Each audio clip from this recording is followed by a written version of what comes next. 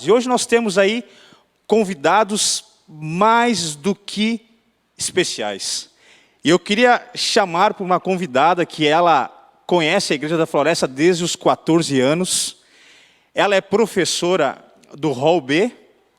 E ela também na sua área profissional de muita necessidade. E eu gostaria de chamar aqui então para ocupar esse lugar a Josiane Cecconi. Seja bem-vinda, Josiane. Ela que vai hoje nos ajudar, eu gosto dela, ela é, para mim, uma das grandes comentaristas de lição. Josiane, mande o seu recado aí para os seus amigos. Uma alegria estar aqui depois de tanto tempo e acredito que vocês também devem estar felizes. Estou vendo nos olhos o rosto, a alegria, né, o sorriso de vocês. E eu queria, Carlos, aproveitar para mandar abraço. Ok, porque pode senão mandar. vou ser cobrada em casa. Tudo bem. Eu quero mandar um abraço para o Léo, para a Alice e para o maridão, claro, para o Ruth. Olha, amo muito vocês. Fiquem prestando atenção no que a mamãe vai falar. Ok, abraço dado. Mas esse momento de lição não se faz com duas pessoas. Nós temos uma terceira pessoa que é muito querida por esta igreja.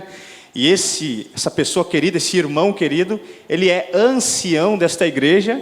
E ele estava aqui no momento presente, que no momento da fundação desta igreja, há muitos anos atrás.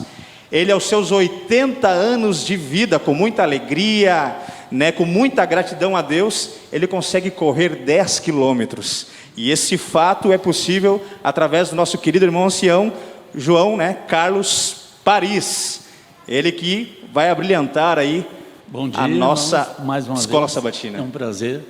Dá licença. Seja bem-vindo, Paris. Paris, um abraço para alguém, algum recado especial para sua classe, para familiares? O meu abraço especial, a pena é que eu não posso ainda materializar esse abraço. Esse abraço eu quero dar em Jesus. Amém. Glória a Deus. Ok. Queridos, nessa semana nós estamos na última lição do trimestre, a última semana do trimestre, a 13ª lição desse guia. E nós estivemos aí estudando sobre o tema Um Passo de Fé. Nos conta uma história durante o reinado de Frederico III, na Prússia, lá em 1813, o reino passou por uma grande crise econômica, E a solução, então, desse rei foi pedir para que as mulheres doassem as suas joias para que pudesse ser arrecadado fundos, então, para este reino. Aconteceu que cada joia que era doada era recebido um bronze ou um ferro em troca dessa joia. E nesse ferro vinha escrito a seguinte frase: eu dei ouro em troca de ferro. Quando a gente olha para aquilo que Cristo fez, deixando o céu e vindo para nós, fazendo esse grande sacrifício, nós entendemos o grande preço, que Ele pagou, E à luz do sacrifício de Jesus, a lição vai nos trazer qual deve ser a nossa atitude diante desse sacrifício. A lição começa falando ali, com o verso principal, para nós meditarmos, dizendo o seguinte: tenham entre vocês o mesmo modo de pensar de Cristo Jesus, que mesmo existindo na forma de Deus, não considerou ser igual a Deus algo que deveria ser retido a qualquer custo. Pelo contrário, ele se esvaziou, assumindo a forma de servo, tornando-se semelhante aos seres humanos. A lição nos traz um vislumbre daquilo que seria o céu.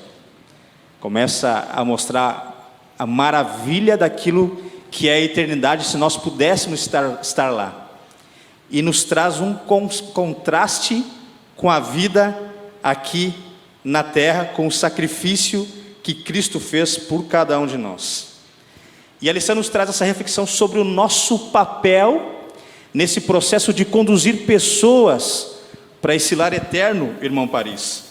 E aí vem a primeira pergunta, Qual deve ser a nossa atitude aqui nessa terra, diante desse céu que nos espera e diante da missão que nós temos com as outras pessoas? A grande esperança, a grande alegria, nós trazemos um nome, e isso, o nome de cada pessoa identifica a família. No nosso nome nós trazemos a volta de Jesus. Aliás, essa volta de Jesus é o motivo. Ele centraliza nossas forças, nossas energias. Mas a volta de Jesus não é uma coisa estanque, ele é um processo. E esse processo teve início nos céus, quando Jesus, movido por algo que nós não conseguimos entender, o que pode mover um ser celestial a buscar algo que não tem valor? Mas ele decidiu fazer isso. E essa decisão dele, ele abandonou coisas boas. Ele abandonou a comunhão do Pai, abandonou a convivência com os anjos, a adoração. E dentro deste processo, nós nos colocamos. Nós estamos dentro desse processo. Nós somos objeto deste processo. E aí vem um questionamento. Se isto é um processo, qual é o meu papel? Eu sou um simples espectador ou sou um atuante? Eu estou confortavelmente sentado na plateia ou estou no palco em ação? Esta deve ser uma das perguntas que deve nos nortear. Aí nós vemos que esse processo depende de algo que é um dom de Deus, a fé.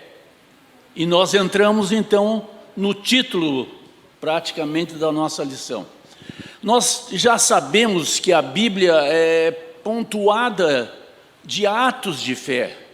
Não vamos citar, mas o nosso primeiro pai já tinha fé que o filho dele ia ser o Salvador. Aí veio Noé, Abel, bom, e o pai da fé, sem dúvida, é o Abraão, nosso pai. Mas a fé é algo etéreo, ele é abstrata. Tu não consegue apalpar, olha, aqui está a minha fé. A minha fé está aqui na minha mão. Não, a fé é abstrata. Mas vocês entendem o seguinte, passos da fé. Mas passos é alguma coisa sólida. Passos existe. E existe até os reloginhos, né, que marcam tantos passos por dia. Passos é uma caminhada. Então, os passos da fé nos levam a uma caminhada. Os passos são sólidos, eles existem. Então, quais são os passos da fé? Os passos da fé são as nossas obras. Eles são passos da fé. Eles testemunham da fé, esses passos.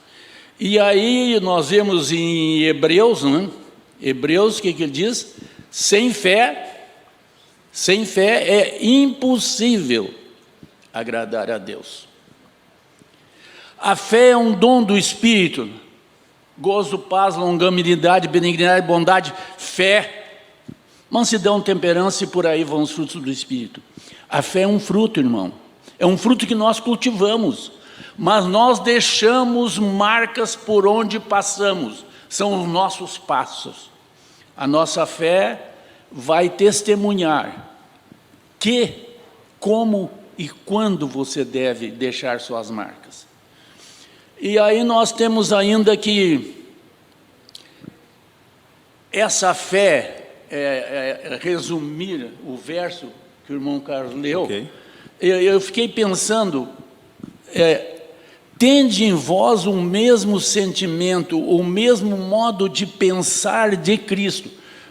O irmão Carlos, o senhor me pode, quando tiver terminar o meu tempo... Essa sua deixa, irmão Paris, o senhor fez um grande comentário, uma grande explanação para a sua primeira pergunta, foi maravilhoso, né?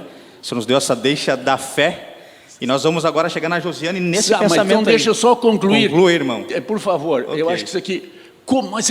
tende a mente de Cristo Mas vem cá, é difícil eu entender a tua mente. É difícil nós entender a mente do ser humano, daquele que está com nós no dia a dia. Como é que eu posso entender ter a mente de Cristo? Vocês pensaram? Tenham a maneira de pensar de Cristo.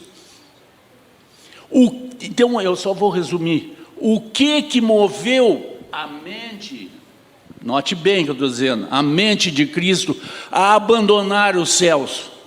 O que foi? O amor. O amor de Cristo, eu resumo, é a maior força atuante no mundo hoje. Muito bem, irmão Paris, muito bem colocado. Gostei da sua explanação. E o que me chamou a atenção foi essa questão da fé, né?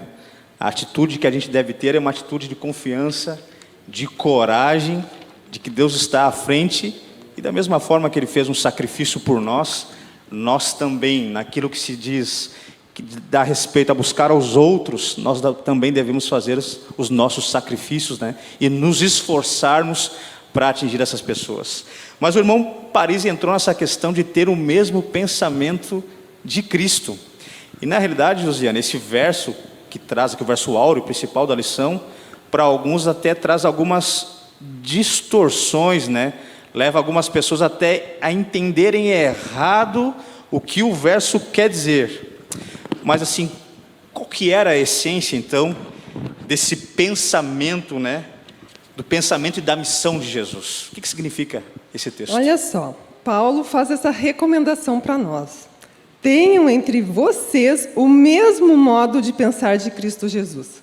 E aí o Paris falou, já é difícil nós entendermos o pensamento do nosso semelhante. Como assim, então, eu vou entender o pensamento de Cristo, que é Deus, sendo que eu sou só uma criatura? Parece, assim, complicado mesmo. Porque ele segue dizendo o seguinte, que Jesus, ele existia na forma de Deus e ele se esvaziou assumindo a forma de servo. E quando ele falou existindo na forma de Deus, ele procurou usar uma palavra que deixasse claro de que Jesus era igual a Deus. Ele usou a palavra morfê, falando assim, que é a mesma essência, duas coisas de igual valor. Se é de igual valor, é lado a lado. Então, Jesus é Deus. Nós temos aí outros versos na Bíblia que falam que Ele é Pai da eternidade, que Ele é autor da vida. Então, a Bíblia traz isso, de que Jesus é Deus. E que Ele abriu mão da sua divindade. Por quê? Por amor, para demonstrar para nós, seres humanos, o amor de Deus, para revelar para nós esse amor. E aí, como que Ele fez isso? Vindo até aqui. Então, a essência de Jesus, que é a pergunta, é o amor. Por quê? Porque Deus é amor e Jesus é Deus. Simples assim, uma lógica, uma coisa vai trazendo a outra. Mas a lição, ela coloca do lado da palavra amor, não sei se vocês perceberam, um adjetivo, que é abnegado. E isso aí me chamou a atenção, porque às vezes o nosso coração humano confunde um pouco o significado da palavra amor.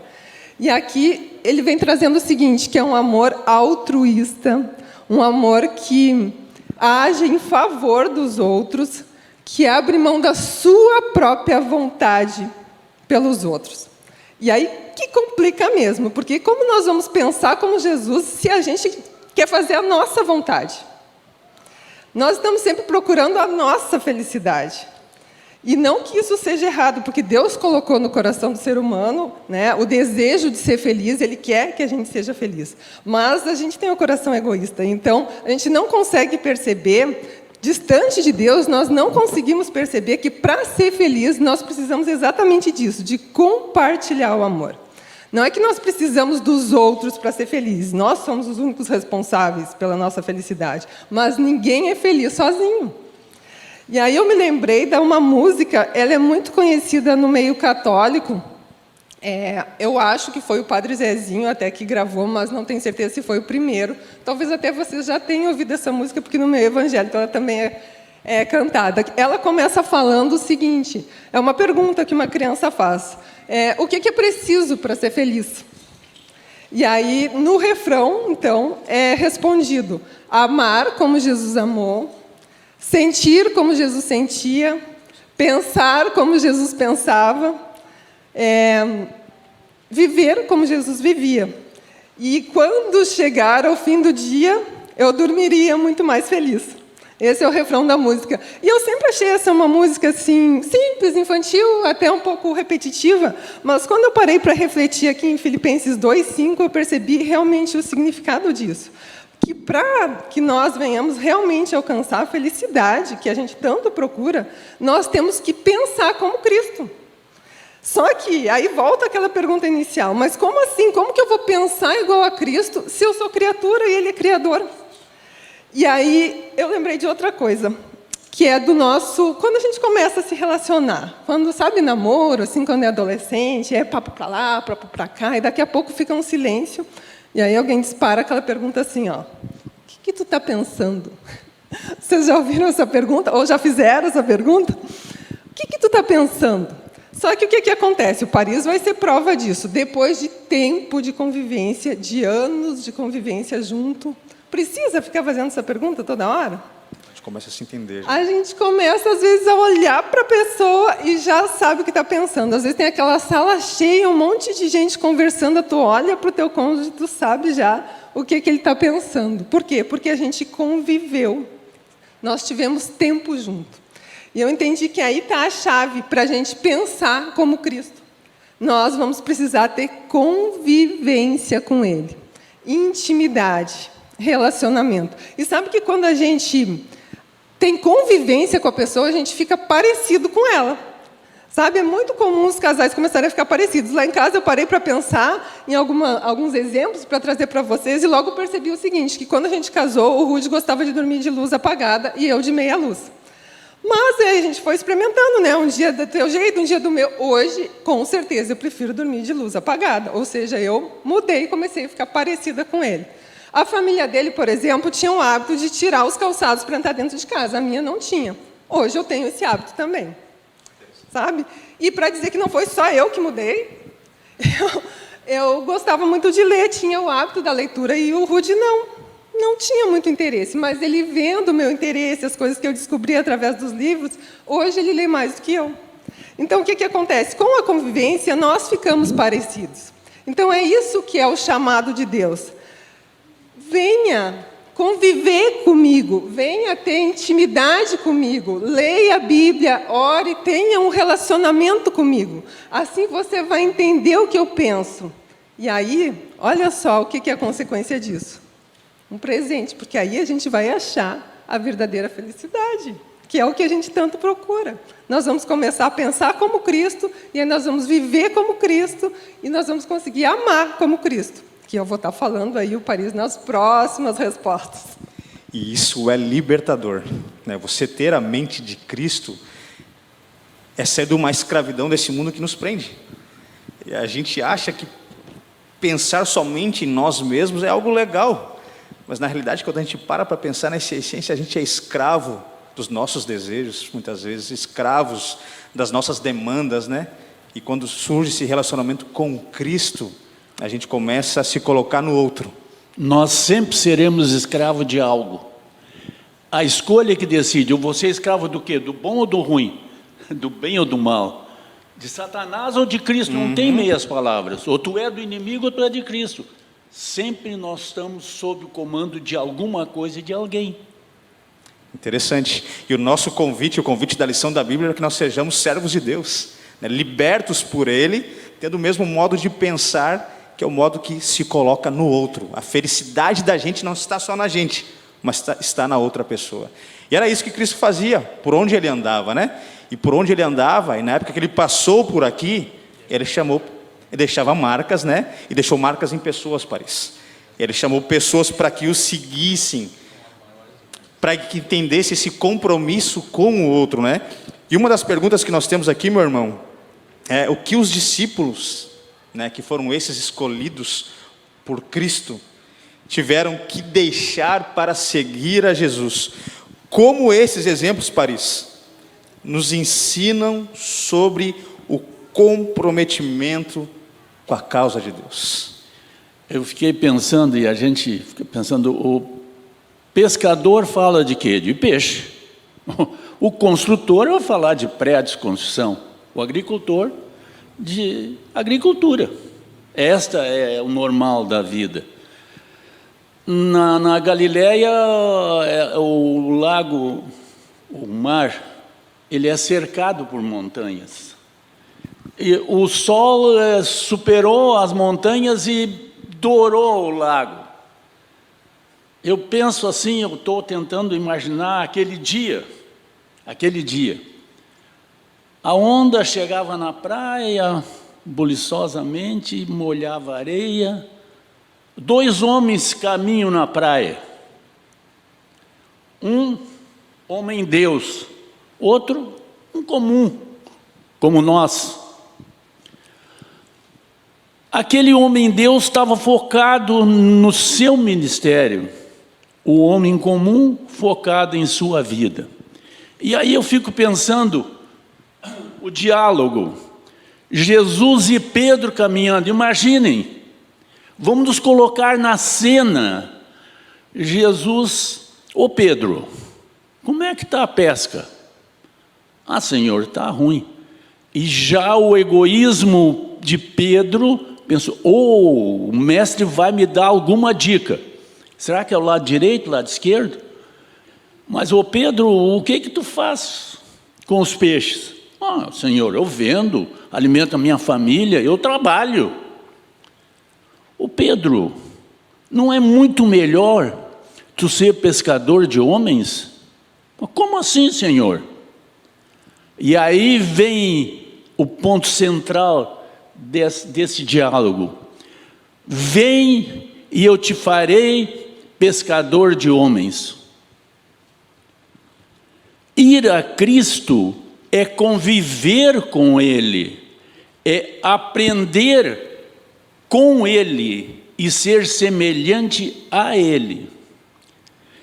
Pedro, sem dúvida, já tinha esse conhecimento de Cristo, mas ele ficava protelando, procrastinando, e nós somos mestre nisto. Cristo nos faz o apelo à mudança, e nós procrastinamos, nós protelamos, amanhã, depois, mais um pouco. Pedro tomou uma decisão que mudou a história. Em vez de pescadores de peixe, em vez de encher o barco de peixe, ele estava agora buscando homens, pessoas que eram então marcadas pelo amor de Cristo. Por que Pedro conseguia fazer isso? Porque ele foi a Jesus, ele esteve com Jesus, ele aprendeu de Jesus, ele se tornou semelhante a Jesus. E nós vemos a vida de Pedro e nós podemos comprovar isso. Depois vem um outro discípulo, Mateus, odiado.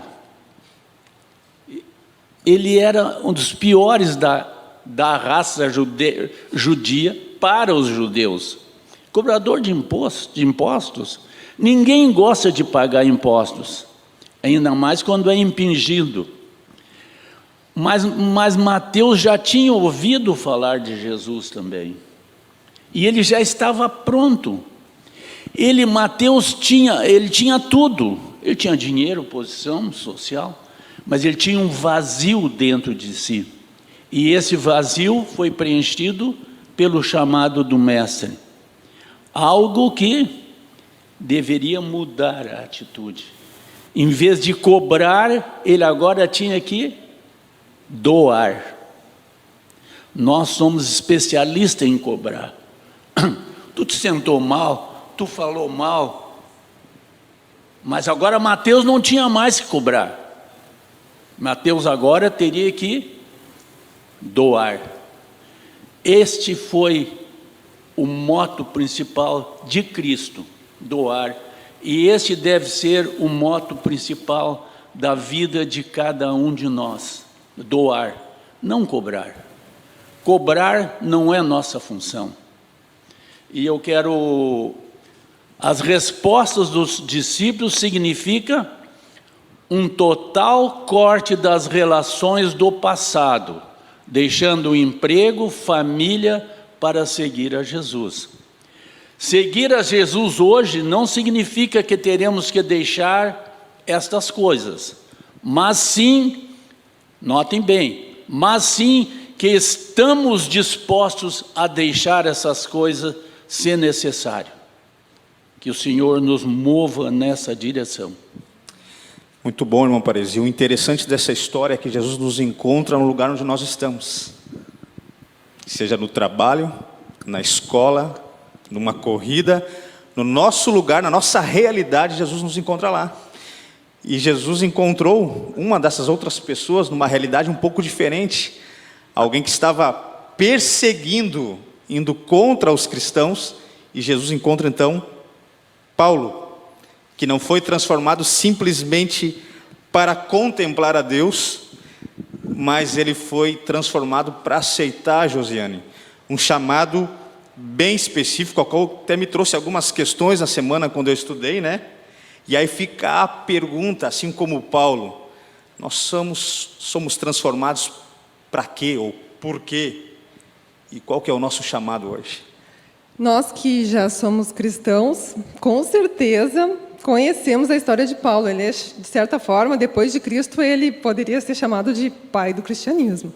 E a gente sabe que a experiência dele foi de forte mudança. Inclusive, Atos conta que depois que Paulo mudou e começou a pregar sobre Cristo, Atos 9 fala que as pessoas ficaram atônitas. Foi usada essa expressão, tipo, como assim? Mas ele não era aquele que exterminava os que invocavam o nome de Jesus lá em Jerusalém? E agora ele está aqui pregando desse mesmo Cristo? Então, o fato é que houve uma transformação. E é isso que Deus faz quando Ele nos chama.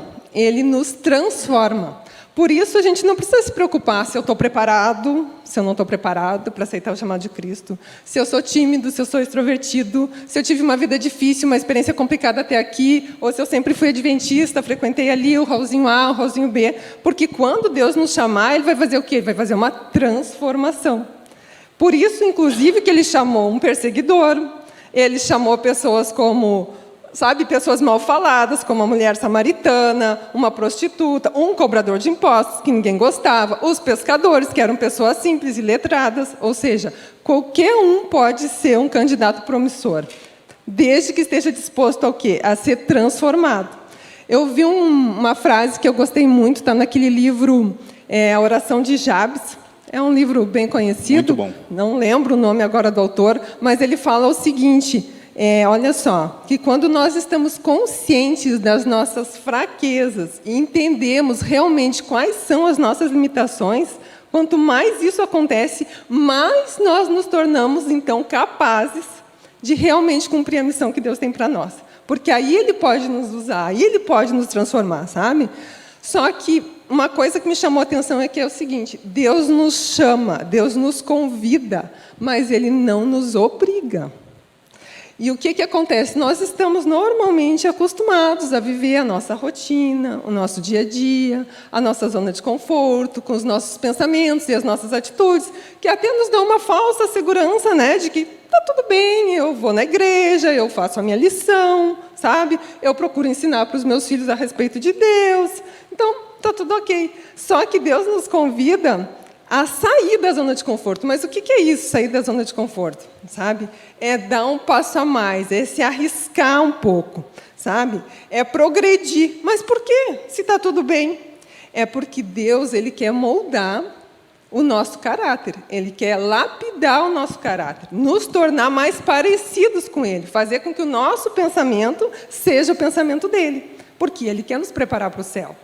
Então, por isso que Ele precisa que a gente saia dessa rotina, desse dia a dia, às vezes tão básico, e dê esse passo a mais, sabe? É como se Ele nos convidasse assim, vamos sair desse status aí estagnado, sabe? Vida espiritual offline, e vamos colocar um status ativo, em ação.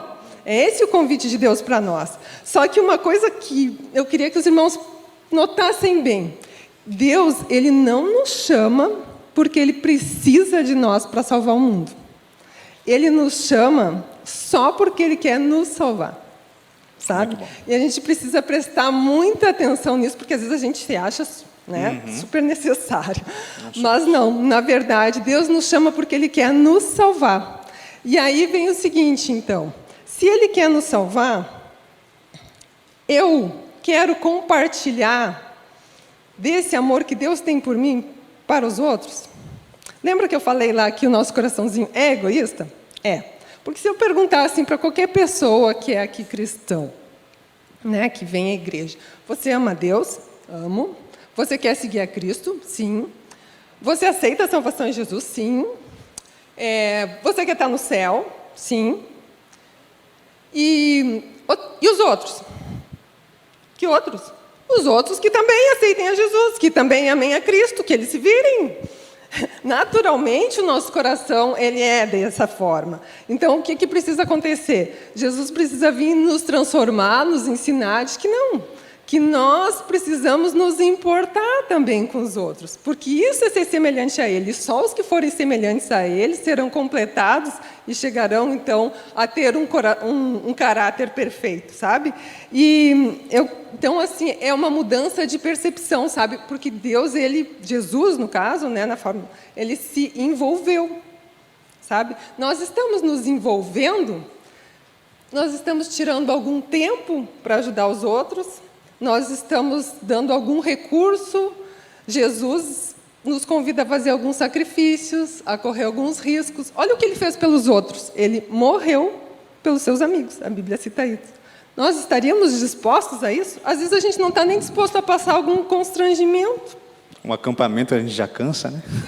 Uma chuvinha. Então, essa questão aqui que eu gostaria de ressaltar é que precisa mesmo ter uma transformação. Nós precisamos estar dispostos a ser transformados. A palavra-chave é transformação. Exatamente, porque aí sim a gente vai deixar o nosso coração egoísta e vai começar a olhar. E eles só testemunharam depois de transformados. Exatamente. Gente, o nosso tempo corre, né?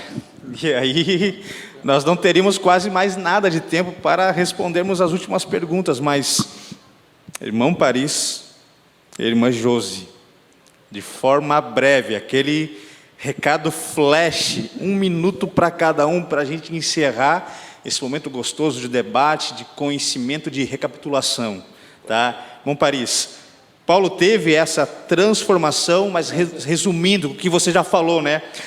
Fortalece a ideia para o povo que está escutando aqui a gente. Qual que foi a motivação, irmão? Quanto? Para obedecer a Deus. 1 minuto? Não. 1 minuto? Não. O amor é o ponto final. Eu acho que resumindo tudo. E 2 Coríntios 5,14, que não está na lição, mas eu acho que isso aqui, o amor de Cristo nos constrange. O amor, o amor tu não consegue, me define o amor. Não, mas quando tu tem amor, tu faz algo em prol daquilo que tu ama. O amor te move em ação. O amor de Cristo me constrange. Ele toma conta de mim. Ele me faz agir em favor de. O amor de Cristo nos constrange. E aí nós podíamos falar sobre Pedro, sobre o ágape, o filós, tanta, mas eu acho que eu não quero ultrapassar. Mas eu destaquei um pensamento de Atos dos Apóstolos, página 318. Então eu vou ler esse pensamento e então vamos encerrar. E vamos para Josi fazer a oração. Não importa quão alto seja a profissão, aquele cujo coração não está cheio do amor a Deus e aos semelhantes, não é verdadeiramente discípulo de Cristo. Embora possua grande fé e tenha poder mesmo para operar milagres, todavia, sem amor, sua fé será de nenhum valor. Atos dos Apóstolos, página 318. O amor é a mais poderosa força do mundo, não da terra. Note bem, é a mais poderosa força dos céus. Nós só vamos entender este amor quando chegarmos ao céu. Nós não temos nem capacidade de pensar como é o céu. Nós vamos entender esse divino amor de Cristo, que moveu Ele a este mundo, só quando chegarmos lá. Que Deus nos bendiga, que Deus nos abençoe, que Deus nos una e que possamos, pela sua graça, chegar lá. Então estudaremos pela eternidade o amor. Amém. Josi, pode nos conduzir? O Paris estava falando ali a respeito dessa questão de que a gente não tem uma real percepção, e realmente nós não temos, porque se a gente ficar pensando aqui o nosso tempo de vida, 100 anos, máximo, o que é 100 anos dentro de 1000, sabe, 10%, dentro de 10 mil, 1%, dentro de 100 mil, 0,1%, mas a gente se agarra com toda a força nos nossos 100 anos, porque a gente pensa que é a única coisa que a gente tem. E Deus quer dizer o seguinte: eu quero te dar muito mais, eu quero te dar muito mais. Então, dê esse passo de fé, porque você vai ter muito mais. Então, isso que eu gostaria assim, de concluir, dizendo que se a gente der esse passo de fé, Deus tem preparado para nós a eternidade. É algo que a gente não consegue nem dimensionar. A própria Bíblia diz ali, né, que Deus nos fez assim, como a nossa vida é medida a palmos. O que a gente mede a palmos? Tu mede quilômetros a palmos? Claro que não. Palmos é aqui, para medir essa cadeira no máximo, sabe? É espaço pequenininho. Ou seja, Deus tem assim uma imensidão de bênçãos para nos dar. Então a gente tem que confiar na providência e na direção dele. Amém. Fica o recado aí, né, para nós darmos diariamente esse passo de fé, estando com Cristo, buscando a Ele, né, e nos entregando diariamente a Jesus. E nesse momento nós queremos te convidar aí da sua casa e você aqui para termos uma palavra de oração. Josiane, por favor, faz essa oração para nós.